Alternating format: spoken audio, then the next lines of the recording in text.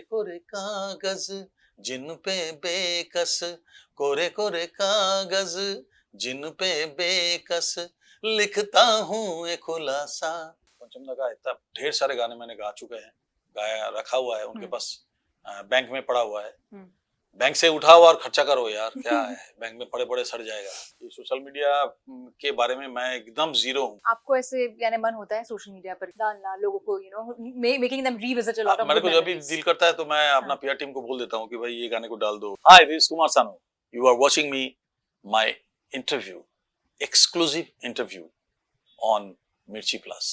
Hi, this is Sameena Shaikh here on Mirchi plus और मेरे साथ में आज है the महानायक of of singing cinema only in a way, because उनके गाने ऐसे touch करते that people keep on imagining a lot of good memories out of it. Welcoming Kumar Sanu on Mirchi. Thank you very much.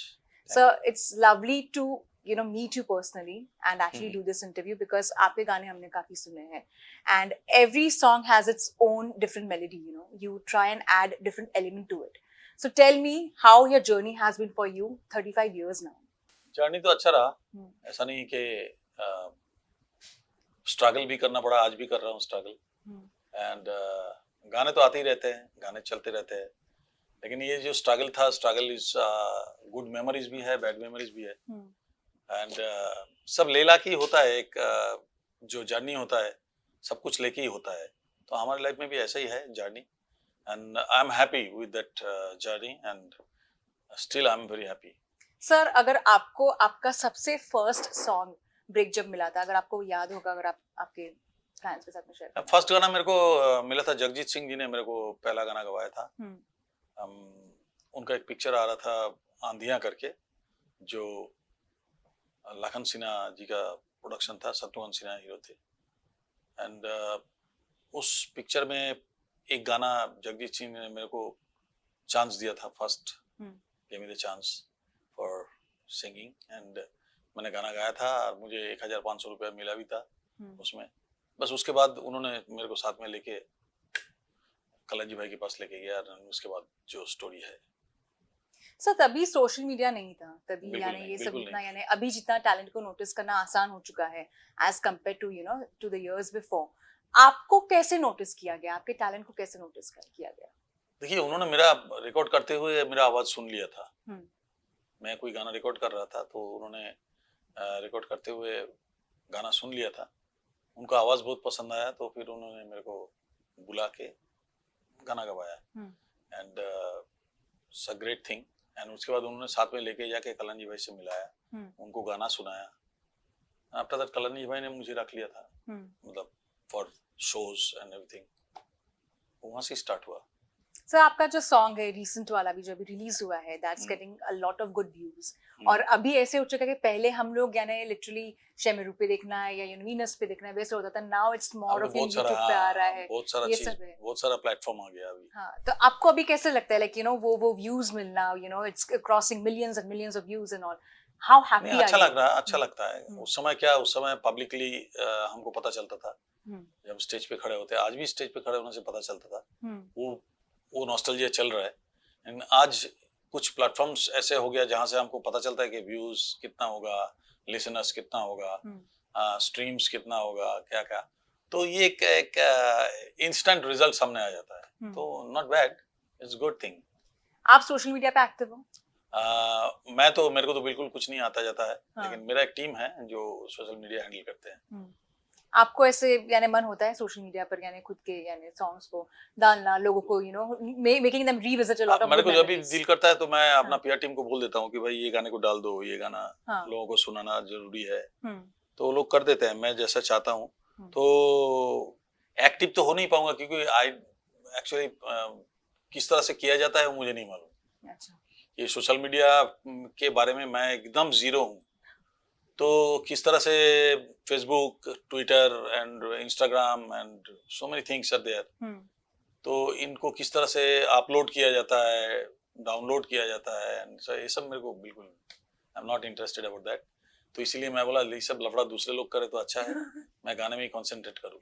पर गाने की बात करें तो आपके लिए कोई ऐसा सॉन्ग रहा है जो आपके लिए काफी फेवरेट रहा है, जो पर्सनली आपके लिए फेवरेट है? पर्सनली मेरा एक गाना बहुत दिल के करीब है, जो मैं हमेशा बोलते रहता हूँ जब कोई बात बिगड़ जाए, जब कोई मुश्किल पड़ जाए। एंड वो गाना क्योंकि उसके लिरिक्स बहुत पावरफुल है, हिंदी वर्ड सबने लिखा था एंड राजीव भाई, राजेश रोशन जी म्यूजिक किया था, तो वो गाना मेरा दिल के बहुत करीब है। एंड सर आपको ना एक मुझे मेरी एक मेमोरी शेयर करनी थी and I just got to know like my parents and all, एक एल्बम में उनका यानी कंट्रीब्यूशन था लव स्टोरी जो रिलीज नहीं हुआ 2020 एंड आई थिंक उसमें भी आपका एक गाना है विद अलका याग्निक, वो रिलीज नहीं हुआ but they were like associated with that album. Maybe I don't know, वो आया नहीं बाहर but I am just saying like ऐसे काफी ऐसे एल्बम्स क्या नाम था उसका? Love story 2020। Love story 2020। Yes, maybe आप लोग ढूंढ के निकाल लेना और सुन लेना। वो एल्बम मेरे पास है एक्चुअली, अब तक रिलीज नहीं हुआ है।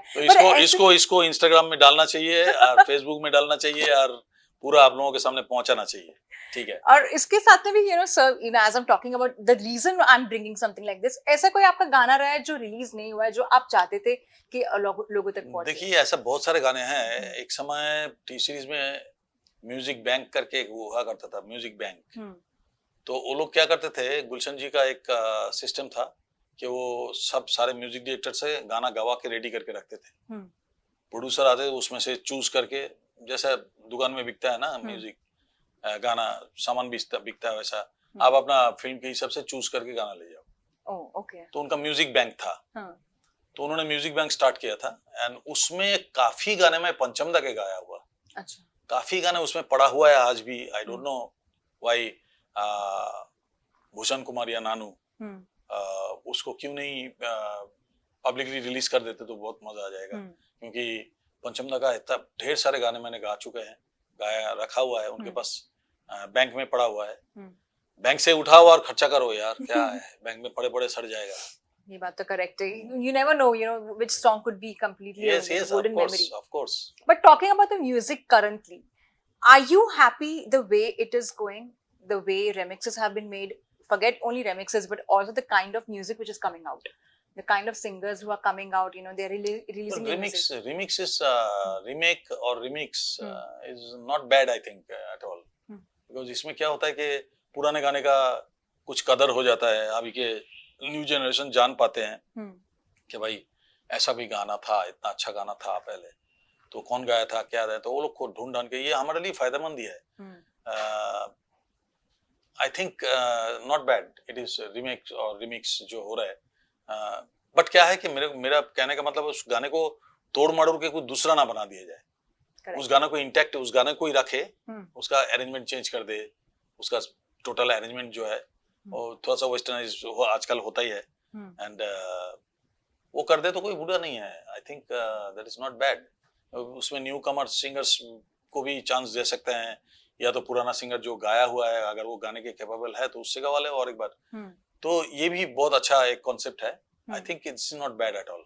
पर आप कितना कंफर्टेबल हो सर अगर आपका गाना कोई लेता है और यूज करता है उसको मॉडिफाई करके? Are you okay with that? No, I am not okay with that. Modify करे, लेकिन अगर उस गाने का जैसे हम जब म्यूजिक डायरेक्टर के पास गाने जाते थे तो म्यूजिक डायरेक्टर हमको समझ लीजिए 80% देते थे, सिखाते थे, तो हम उसको 110% देते थे। तो मैं भी चाहता हूँ कि मेरा गाना अगर कोई गा रहे या कुछ कर रहे तो उसको वो 120% अगर बेटर करके गाते हैं या बेटर करके लोगों के सामने प्रेजेंट करते हैं तो उसमें मेरे को खुशी होगी उल्टा। लेकिन वो अगर उस चीज को 90% कर दे या 80 के नीचे कर दे तो मुझे अच्छा नहीं लगता है कि क्यों उन्होंने गाया, क्यों ऐसा किया। ऐसा अच्छा नहीं लगता है, उसको एक्सेप्टेबल नहीं है। अगर बेटरमेंट होता है, गाने का बेटरमेंट होता है तो देन इट्स गुड। पर रिसेंटली आपने ये भी रेवलेशन किया था कि ठीक है the way the songs have been and the way Bollywood is going, the industry suffering a lot of late. Is it because the kind of content which is coming out in terms of music or say in terms of work? What are your thoughts on that? आपने recently बोला था that because Bollywood is not in that good phase right now. नहीं देखिए इसमें 2-3 points count किया जा सकता है। एक तो है music, of course music is a big territory for the film industry and एक तो म्यूजिक है, दूसरा है इंटरफेरेंस नहीं हो तो बेटरमेंट हो सकता है। और फर्स्ट थिंग मैंने बोला आपको, ये lack of lyrics, lack of that kind of compositions, तो ये सब चीजें काम करता है इसमें, इसलिए फिल्म का ये हालत हो रहा है आजकल। अगर 25 फिल्म रिलीज होता है तो उसमें से कोई एक आध लग गया, हिट हो गया, और वो बहुत जोर पब्लिसिटी लगाते हैं तब जाके हिट वगैरह हो जाता है। तो उस समय तो ऐसा नहीं होता था ना, उस समय तो इतना हमारे क्या बोले उसको, एडवर्टाइजमेंट के लिए या तो प्रमोशन के लिए इतना खर्चा कोई भी फिल्म के लिए इतना किया नहीं गया, आजकल जो होता है। तो आई थिंक के एक खराब चीज को लेके आप प्रमोशन करोगे तो उसका इफेक्ट खराब ही होगा, चाहे वो जितना करोड़ों तुम लगा दो, उसका इफेक्ट खराब होगा ही होगा, क्योंकि तुम बेसिक जो चीज है उसको तुम अच्छा चीज नहीं लिया। अगर कोई अच्छा चीज को लेके उतना प्रमोशन करोगे तो उसमें आपका गुड इफेक्ट आएगा ही आएगा, क्योंकि वो बेसिकली अच्छा है, तो उसको तुम और प्रमोट करो तो और बेटरमेंट होगा। तो I think these are the things are going on in our industry. कुछ लोग हैं जो समझ नहीं पा रहे, कुछ लोगों का इंटरफेरेंस ट्रिमेंडस है जिसकी वजह से अच्छा चीज खराब हो जाता है। कुछ लोगों का म्यूजिक का सेंस नहीं है, जो म्यूजिक डालना ही नहीं चाहता है फिल्म में, बोलते क्या रे म्यूजिक यार ना डालना ना जाए। अरे पहले म्यूजिक मार्केट में म्यूजिक आता है सबसे पहले, एक फिल्म बनने के लिए सबसे पहले म्यूजिक रिकॉर्ड होता है, म्यूजिक पब्लिक को खींच के लाते हैं थिएटर तक। ये जो थ्योरी था पहले, एक थ्योरी था कि मैं पहले गाना रिलीज कर दूं धुआंधार, लोगों को गाना पसंद आए तो वो दौड़ दौड़ के हॉल तक आएगा। ये थ्योरी पे कोई काम नहीं कर रहा है, ये थ्योरी के ऊपर कोई वर्कआउट कर ही नहीं रहा। वो सोच रहा है कि नहीं मैं ऐसा स्विट्जरलैंड दिखा दूंगा ना कि मेरा फिल्म हिट। ऐसा नहीं होता है बाबा, समझा करो, ऐसा नहीं होता है। आपको हर चीज का जो थ्योरी है उस थ्योरी को आपको इस्तेमाल करना पड़ेगा एक के बाद एक, तब जाके आपका पिक्चर हिट होगा। पहला तो आपको स्टोरी में दम होना चाहिए, दूसरा आपको एक्टर एक्ट्रेस जो है वो थोड़ा सा ढंग का देखने को होना चाहिए और एक्टिंग करना आना चाहिए, दूसरा डायरेक्टर आपका तगड़ा होना चाहिए, एंड तीसरी बात है कि आपका फोटोग्राफीज एंड जो टेक्निक जो है, टेक्नोलॉजी जो है, उसमें आप क्योंकि आप बहुत तरक्की किया हम लोगों ने, तो उसमें आपको ध्यान देना पड़ेगा। तो ये सब सबसे पहले जो है वो है म्यूजिक। म्यूजिक को आपको सबसे पहले प्रायोरिटी देना पड़ेगा कि music will bring the crowd to the theatre. पर ऑल्सो सर, आपको कहीं ना कहीं ये लगता है कि the unity is also lacking, following which कहीं ना कहीं ये ड्रॉप आ रहा है? नहीं, यूनिटी तो डेफिनेटली वो भी एक कारण है, यूनिटी भी एक कारण है कि हर कोई चाह रहा है कि उसका डूब जाए मेरा चल जाए। ये जो खूबसूरत सा यूनिटी है ना अभी चल रहा है मार्केट में, ये भी एक बहुत बड़ा कारण है। सर ऑल्सो आपने रिसेंटली रिवील किया था that through Gulshan Kumar you bought your first car. I really want to know about the memory of yours. Gulshan Kumar was my part of life. मेरी जिंदगी का एक हिस्सा गुलशन जी थे और आज भी है। जो कुछ भी मैं हूँ because of him, 2-3% over there जिनके वजह से मैं आज कुमार सानू हूँ। एक तो सबसे पहले बोलूंगा कि गुलशन कुमार डेफिनेटली, सेकंड है अपना जगजीत सिंह जी जिन्होंने मुझे चांस दिया था, थर्ड है कल्याण जी आनंद जी एंड अमिताभ बच्चन जी जिनके वजह से मैं इस इंडस्ट्री में काम कर रहा हूँ। तो ये कुछ लोग है जिन लोगों के वजह से मैं कुमार सानू आज भी हुआ हूँ और मेरे जिंदगी का एक बहुत बड़ा हिस्सा है। और ऑल्सो अमिताभ बच्चन वाली आपकी क्या मेमोरी थी? बिकॉज ये काफी यानी लोग बात कर रहे थे एक्चुअली जादूगर फिल्म के लिए उस समय जादूगर फिल्म बन रहा था, मैं कल्याण जी भाई के शोज कर रहा था। तो जादूगर फिल्म के लिए उनको किशोर दा का डेथ होने के बाद जादूगर फिल्म के लिए अमित जी को प्लेबैक करने के लिए कुछ हेवी आवाज चाहिए था उनको। देखिए लोग कितना सोचते थे पहले कि एक लंबा चौड़ा हीरो के लिए एक हेवी आवाज होना चाहिए। अभी तो एक लंबा चौड़ा हीरो यार पतला सा आवाज में गाना गा रहा है तो उसमें मैच होता नहीं है। ये बात समझ में क्यों नहीं आता है, लोगों को समझ में नहीं आ रहा है। इतना बॉडी शॉडी करके फिर पी करके पतला आवाज में गाना चल रहा है तो क्या वो मैच नहीं होता है, वो लोगों को हजम नहीं होता है। तो यहाँ पे मार खा जाते हैं ना लोग, वो समझते नहीं है इस बात को। तो उस समय कल्याण जी भाई ने सोचा था कि सानू का आवाज थोड़ा सा पावरफुल है। उन्होंने क्या किया था, उनके बैलेंसिंग रूम में वो एक गाना था जादूगर है मेरा नाम गोगा, उस गाने को टाइटल सॉन्ग जो था उसको बैलेंसिंग रूम में उन्होंने रफ रिकॉर्ड किया। रिकॉर्ड करके उस कैसेट को अमित जी उस समय यूएसए में शूटिंग कर रहे थे कहीं पे, शिकागो या कहीं पे था, तो वहां पे संजय दत्त यहाँ से उनको ज्वाइन करने जा रहा था। तो संजय दत्त के हाथों में वो कैसेट देके बोला कि बड़े साहब को जाके सुनाना, अगर उन्होंने हाँ कर दिया तो इस लड़के को हम गवाएंगे उनके लिए। तो उन्होंने बड़े साहब वहां पे सुने और सुन के वहां से फोन पे कलांजी भाई को बोला कि इस लड़के से सारे गाने गवाइए। बस that was the biggest picture. भले फ्लॉप हो जाए लेकिन अमिताभ जी के लिए प्लेबैक किया, एक नया सिंगर आया, ये बात फैल गया था एंड उसके वजह से मेरे को बहुत काम मिलना शुरू हो गया था। सर आपके लिए एक सबसे फॉन्डेस्ट मेमोरी क्या रही है इस इंडस्ट्री में? द मोस्ट फॉन्डेस्ट मेमोरी जो आप जब भी यानी सोचते हैं इसके बारे में और जस्ट यानी आपका दिल खुश हो जाता है उस मेमोरी के बारे में सोचकर? ऐसे तो कई रही होगी, तो बहुत सारे होगी, पर ऐसे कुछ ऐसा एक ऐसा relevant moment, maybe something which brought some personal happiness to your life. जब देखो जब आशिकी रिलीज हुए एंड आशिकी के गाने बहुत बज रहे थे एंड आशिकी की रिलीज हुए तो हम हॉल में मेरे को याद है हम चंदन टॉकीज में रिलीज हुआ था और बहुत सारे फिल्म हॉल में हुआ था, सिनेमाघरों में, लेकिन चंदन टॉकीज में हमने छुप के 2-3 दोस्तों के साथ हम गया था देखने के लिए क्या हालत है first day.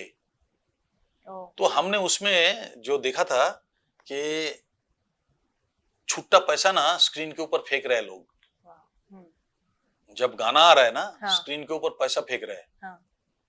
That was the moment कि इतना गदगद हो रहा था अंदर कि देखो एक गाना, जैसे ही कोई भी गाना आ रहा है, एक एक गाना आ रहा है झट करके पैसा गिर रहा है पर्दे के ऊपर। तो मैं तो देख के हैरान हो गया था। वो एक मोमेंट था कि definitely you can say. Sir आपके टाइम पर नेपोटिज्म जैसा कुछ ऐसा शब्द यूज होता था या ऐसा कुछ होता था कहीं ना कहीं इंडस्ट्री में? आपको लगता था कि maybe the godfathers of a selective people और maybe it's because of the family? सबसे बड़ी बात है नेपोटिज्म बात जो लोग बोलते हैं ना, नेपोटिज्म। एक बात बताओ, ये जरूरी नहीं है कि एक डॉक्टर का बेटा डॉक्टर ही होए। करेक्ट। ये जरूरी नहीं है कि एक बिजनेसमैन का बेटा बिजनेसमैन होए। एक जरूरी नहीं है कि एक्टर का बेटा एक्टर होए। बट अगर उसके अंदर वो टैलेंट है, हर पिताजी अपने बेटे के लिए कुछ ना कुछ करते हैं, अपने बेटी के लिए कुछ ना कुछ करते हैं। हर पिताजी चाहते हैं कि हमारा बेटा डॉक्टर होए, इंजीनियर होए, तो उनको तो पढ़ाते हैं, तो वो नेपोटिज्म होता है। अगर वो बेटे को पढ़ा के इंजीनियर बना रहा है, डॉक्टर बना रहा है, तो उसको क्या नेपोटिज्म कहेंगे हम? It's wrong word. नेपोटिज्म किस बात की है? करेक्ट, वो हेल्प कर रहे हैं ना, वे जस्ट दैट डेफिनेटली अपना बच्चा है, अपने बच्चे को हर कोई हेल्प करेगा यार। True, that's true. तो अपना बच्चे को हेल्प करने का मतलब नेपोटिज्म थोड़ी होता है। ये बात क्यों लोग समझते नहीं है बात को? हाँ, अगर बच्चे में दम है तो बच्चा कुछ करके दिखाए। मौका तो डैडी ने दे दिया, लेकिन बच्चा कुछ करके दिखाए, करेक्ट, वो होता है सक्सेस। तब लोग नहीं बोलता है नेपोटिज्म। ऐसे बहुत सारे हीरोज हैं, ऐसे बहुत सारे हीरोइन हैं जो अपने आप को प्रूव किया, जाके चांस मिला बट अपने आप को प्रूव किया। बट ये जो नेपोटिज्म शब्द है ना, इससे मेरे को सख्त नफरत है कि कोई मतलब ही नहीं है इसका। हर कोई चाहते हैं कि अपना बच्चा या अपना बेटा बेटी जो भी है उनको आगे बढ़ाना, तो ये नेपोटिज्म थोड़ी होता है। जैसे हम बच्चों की बात कर रहे हैं, your daughter has gone to the Cannes Film Festival, today, what have to say about today, her? yeah. She's gone to the Cannes Film Festival, so it's a big moment, very big moment for me, and ये मैंने कभी सोचा नहीं था कि वो एक English movie किया था वहाँ पे, अमेरिका में अभी रिलीज होगा वो, जिसा बिग फीट करके, जिसमें ये शैनन का किरदार है, शैनन ने एक्टिंग किया था। तो वो लोगों ने इसको कैन में इनवाइट किया एंड उनको पूरा सम्मान के साथ लेके गया, इवन टिकट से लेके रहना खाना सब कुछ देके लेके गया। तो मैं आई एम सो हैप्पी जिस दिन मेरे को ये पता चला, and being a father definitely I am proud of that. And are you also liking the way she is, developing a career very differently? Yeah, very differently, and she is not asking anything to me. Yeah. Except songs. Wow. Not asking anything. कि daddy मुझे थोड़ा help कर दीजिए, मुझे थोड़ा ले जाइए, मुझे थोड़ा चलिए, मुझे थोड़ा परिचय करा दीजिए। No never. I swear on God and swear on my music, कभी भी ऐसा नहीं बोला हमको कि भाई, कभी नहीं बोली कि मेरे को परिचय करा दो, मेरे को मिला दो, मेरे को लेके हेल्प करो, ना, नेवर। जो कुछ भी कर रहा है वो अपने बलबूते पे कर रहा है, खुद इतना एक्टिव है, खुद इतना एक्टिव है, एंड डेफिनेटली उसका उनके मामी जो है वो भी बहुत ही एक्टिव है इस मामले में, दोनों मिलके कर रहा है। इवन जो पिक्चर उन्होंने साइन किया, जो पिक्चर अभी 26 को रिलीज होने वाला है, चल जिंदगी, ये जब साइन किया तब मुझे नहीं मालूम था कि ये पिक्चर साइन हो रहा है। पिक्चर साइन करने के बाद वो लोग डरे हुए थे, फिर मेरे को आके बताया कि एक इतना बहुत अच्छा स्टोरी है, ऐसा स्टोरी मेरे को बताया, तो मैं बोला बहुत अच्छा है, you can do that, but we already signed and everything. तो मेरे को पता भी नहीं था कि वो साइन कर लिया चल जिंदगी। तो ऐसे ही होना चाहिए आई थिंक। एक किसी का अंदर अगर टैलेंट हो तो डिपेंड नहीं होता है किसी के ऊपर कि भाई हम इनके ऊपर डिपेंड है कि हम आप करेंगे तो ही मेरा होगा, ये डिपेंडेबल नहीं होना चाहिए, तब जाके उसका कुछ होता नहीं है। तो मेरे को लगता है कि that's a long way to go. हाँ, long way to go and definitely she will. अब बात करें इंडस्ट्री की, आपने रिसेंटली ये भी कहा था that now actors are deciding who's going to sing for them. Yeah. And do you somewhere feel कि even script में उनका interference हो रहा है, उनका इसमें हो रहा है? मैं आपको एक पॉइंट एक थोड़ी देर पहले ही बताया। हाँ. ये फिल्म फ्लॉप होने का जो आप बोल रहे हैं ना कि क्या रीजंस, तो उसमें मैंने एक बोला था कि इंटरफेरेंस। तो interference, this is the interference. अभी अगर कोई हीरो सिलेक्ट कर दे कि भाई सिंगर कौन होगा, अभी म्यूजिक डायरेक्टर का काम, म्यूजिक डायरेक्टर का कोई वाट नहीं है, कोई से नहीं है उसका, एंड म्यूजिक डायरेक्टर जस्ट पुतले की तरह बैठे रहते हैं, उसके सामने ही बाकी लोग सब कर रहे हैं। तो दिस आर इंटरफेरेंस। अभी लिरिक्स राइटर को 50 बार बोलेगा नहीं नहीं नहीं, आप उस जगह चेंज करके ये लिखिए, ये कुछ ऐसा दीजिए कि चटपटा लोगों के मुंह पे आए, ये मतलब मेंटालिटी अगर ऐसा हो गया और इंटरफेरेंस, बस क्रिएटिविटी तो मार खाएगा ही खाएगा। जहाँ पे इंटरफेरेंस होता है वहां पे क्रिएटिविटी नहीं होता है। दे ट्राई टू एडॉप्शन करो, आप एडॉप्ट करो, इस चीज मैं दे रहा हूँ इसको एडॉप्ट करो, और तुम नो क्रिएटिविटी, मतलब अपना दिमाग मत चलाओ, अपना दिमाग मत चलाओ भाई, मैं जो बोल रहा हूँ उसको सुनो ध्यान से, उसको करने का कोशिश करो, अपना दिमाग मत चलाओ। अरे एक लिरिक्स राइटर को आप बोल रहे हैं कि दिमाग मत चलाओ, तो आपका क्रिएटिविटी कहाँ से आएगा? एक म्यूजिक डायरेक्टर को बोलता है कि ये सीडी दे रहा हूँ, इस तरह के म्यूजिक बना दीजिए, तो म्यूजिक डायरेक्टर क्रिएट क्या करेगा? वो तो पहले ही बांध गया। तो ये जो इंटरफेरेंस है, ये interference is the biggest thing today for the disaster of movies. Well, that's very true, and I think that is hampering the product a lot, and I think people should be realizing that, because a lot of films right now are just going for toss. कुछ लोग अभी इस बात का ध्यान दे रहे हैं कि भाई जो चीज जिसको करना है उसको उसके ऊपर पूरा विश्वास रखो, विश्वास करो उसको, you have to faith on him, you have to believe him, और हाँ जो भी है तो उसको तुम बिलीव करो, या तो उसके ऊपर फेथ रखो कि तुम जो काम उसको दिया वो तुमने चूज किया उसको, तो मतलब वो काम वो ठीक से करेगा। तो ये बिलीव पहले हुआ करता था, तभी तो जाके एक पिक्चर में 10 के 10 गाना हिट होता था। क्योंकि आपने एक म्यूजिक डायरेक्टर को बिलीव किया कि भाई हमने इसको काम दिया, ये हमको बेस्ट इसका लाइफ का देगा ही। हमको अगर कोई बोले हम हमारा बेस्ट देने का कोशिश करेंगे ना। अब ये नहीं हो रहा, जिसके वजह से फिल्म इंडस्ट्री का ये हालत है, एंड फिल्म का ये हालत है। बन तो रहा है बहुत सारे फिल्म, चल कितना रहे हैं वो उसके ऊपर डिपेंड होता है। जाते जाते आप आशिकी 3 में गाने गाने वाले हो या नहीं, ये जानना है मुझे। आशिकी 3 में अभी 3 भी आ रही है। मेरे को अभी तक तो किसी ने बोला नहीं। अच्छा, अभी तक तो किसी ने अप्रोच नहीं किया, ना बोला, ना कोई फोन आया, ना कुछ भी। आई डोंट नो, अगर उन लोगों को लगे कि भाई कुमार सानू से गवाए तो डेफिनेटली मेरे को कॉल करेगा। और अब क्या काम कर रहे हो फिलहाल, कौन से प्रोजेक्ट्स? अरे so many I have tremendous, मतलब मेरा एवरी ऑल्टरनेट डे आप देखो ना नया गाना आ रहा है, तो ये सब तो रिकॉर्ड करना पड़ रहा है ना। तो अभी every day, almost every alternate day हमारा एक गाना रिलीज हो रहा है। यूट्यूब बोलिए या अदर, चाहे वो फिल्म का हो, चाहे अभी फिल्म का भी आ रहा है बहुत सारे, और वेब सीरीज का भी आ रहा है। काफी गाने मैंने गा चुका हूँ। अभी परसों भी एक गाना मेरे को वेब सीरीज का ही गाना है, सॉरी कल एक वेब सीरीज का गाना है, तो वो गाने जाऊंगा।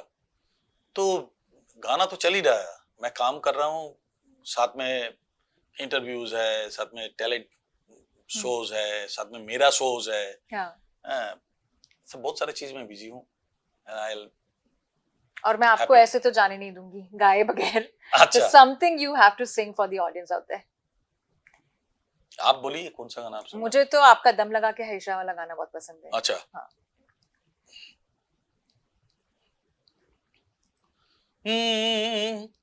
तू मेरी है प्रेम की भाषा, लिखता हूँ तुझे रोज जरा सा। हाँ तू मेरी है प्रेम की भाषा, लिखता हूँ तुझे रोज जरा सा। कोरे कोरे कागज जिन पे बेकस, कोरे कोरे कागज जिन पे बेकस, लिखता हूँ एक खुलासा। तुमसे मिले दिल में उठा दर्द करारा, जीने लगा वो ही जिसे इश्क ने मारा। तुमसे मिले दिल में उठा दर्द करारा, जीने लगा वो ही जिसे इश्क ने मारा। Thank you so much for your lovely time and all the very best for Thank you all very your much. upcoming projects. And I'm looking forward to all your songs for Thank you sure. very much. Thank Thank you, you. sir.